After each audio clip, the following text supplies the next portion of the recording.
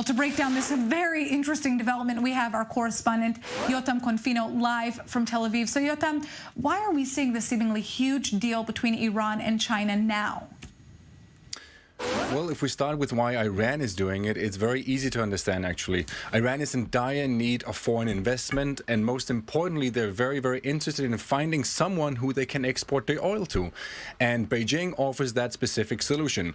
And China, on the other hand, is very upset with the United States. We have a U.S. president who's calling the COVID-19 pandemic a Chinese flu.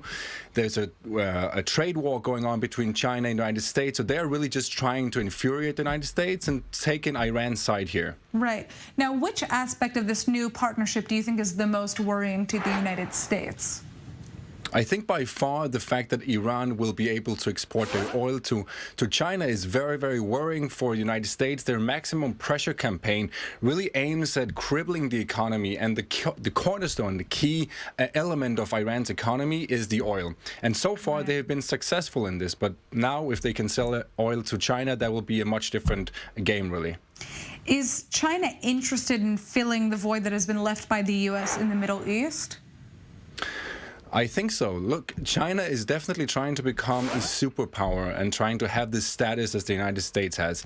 And you can only be a superpower if you have influence and if you can reach literally everywhere. And China is not very strong in the Middle East. It's one of the weaker areas. So now they have an opening in Iran, and they're taking advantage of this void that the U.S. is leaving by leaving Syria, by leaving Iraq, and Iran seems to be one of their new friends here, really. Right.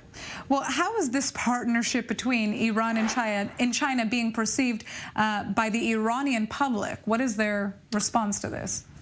Well, first of all, the supreme leader is very much on board with this. He actually already spoke to Xi Jinping about this particular 25-year deal back in 2016, and they already came to some kind of an understanding. But today, there is a little bit of opposition here, actually. The former president, Ahmadinejad, has already warned that this deal is not a win-win situation for Iran. In fact, it actually gives China the opportunity to take advantage in a gross way of Iran, and he is calling on Iran not to go through with this deal.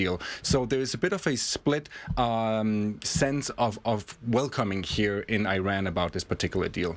Well, I mean, this is certainly an extremely interesting development, so we're going to have to wait and see how this plays out and if this actually really moves forward as is being reported. Yotam, thank you.